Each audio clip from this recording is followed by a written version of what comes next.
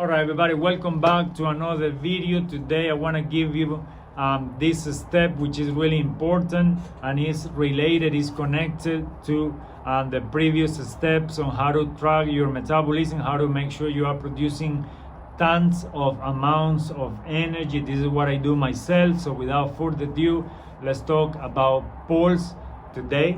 Pulse, right? So now we know we need energy and we need our bodies to be able to produce heat. Now in this video, let's talk a little bit about pulse. This is the final step we need to know to get a good idea how good our metabolism is. So anyway, by now we know we after a fast metabolism. This is the goal. So your pulse rate is how your hormones and nutrients get to the cells to support a healthy metabolism. A slower pulse rate means less nutrient and thyroid hormone is getting to the cells in a given period of time. So we used to think that we wanted lower pulse rates since athletes' resting heart rates are much slower. But let me tell you, despite popular belief, a low heart rate is not necessarily a sign of a good health. It is a sign of a fit body, but just because you are fit does not mean you are healthy. You already know that healthy doesn't make you fit and fit doesn't make you healthy. But in this channel, we are about combining those two because it's completely possible. So anyway, low heart rates are temporary in athletes. Due to the temporal stress the body is under. You might be wondering how all this works, how this happens. So endurance exercise strengthens the heart muscle, right? Which allows the heart to pump a greater amount of blood with each heartbeat. But more oxygen is thus delivered to the muscle with each heartbeat, allowing for a slower pulse rate. The athlete is becoming more efficient, using less energy to perform the same amount of work. That's good for them. So basically, many fit individuals, especially endurance athletes, they have a resting pulse rate anything in between 40 and 50 BPMs and a low body temperature anything in between 94 and 96 degrees Fahrenheit.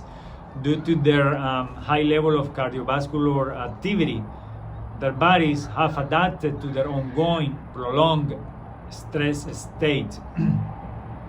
So the low pulse of the athlete is a compensatory mechanism for the stress they put themselves under. But this is the deal.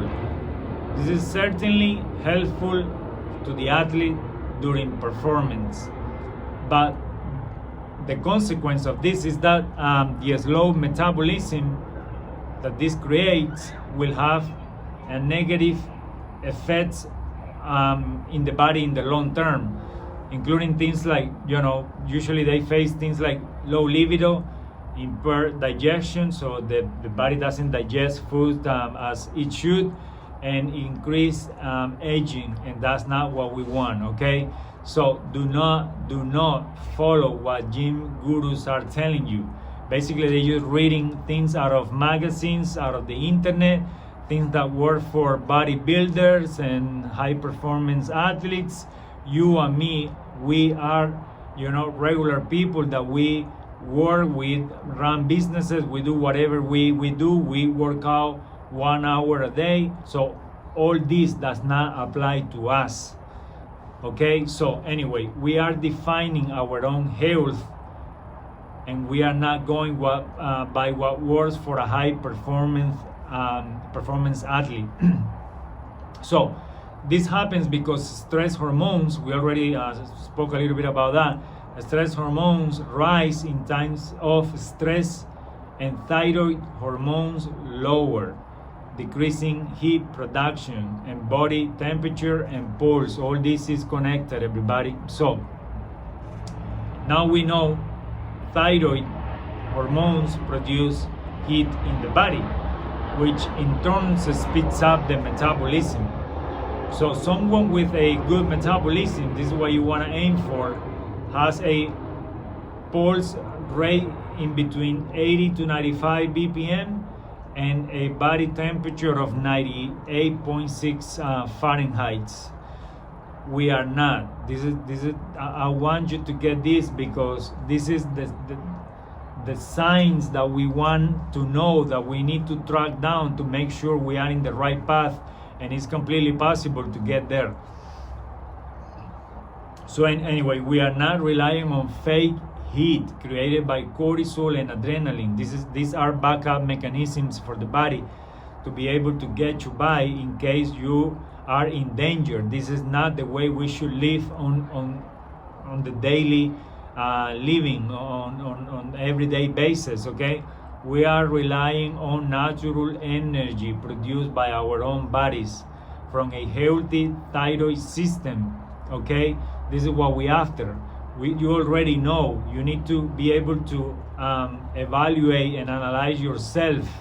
By now you should be able to understand how to do this. Just make sure you are you pooping well? Are you sleeping well? Do you have clear skin? Are your hair and nails healthy? Do you have energy during the day?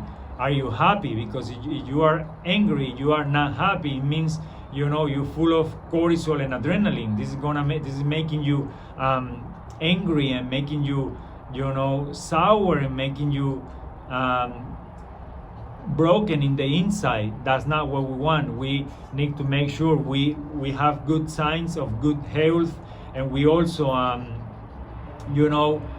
want to evaluate our own bodies. Do we have a good amount of muscle related to fat? Do we have a good skin? Are we not that sensitive to cold? Because you get cold easy, probably your internal temperature is already low, so your body cannot tolerate the outside really well. Depression, lack of motivation, all these, any signs of sluggish, way of living, or mediocre, personality, kind of like behaviors, that's a sign your body is not working properly. Your thyroid is not producing the hormones it needs to produce, and that's a sign that your body is not producing the energy and the heat it needs for all the system to work and create the perfect scenario for yourself to make you balance. And with this state of balance is where the good things come from. So anyway, everybody, I'm gonna leave this video up to here. I'll see you on the next one. Thank you for watching. Don't forget to subscribe and hit the like button if you get value out of these videos, because we are here for you to give you all the tools that you need to be strong. See you on the next one.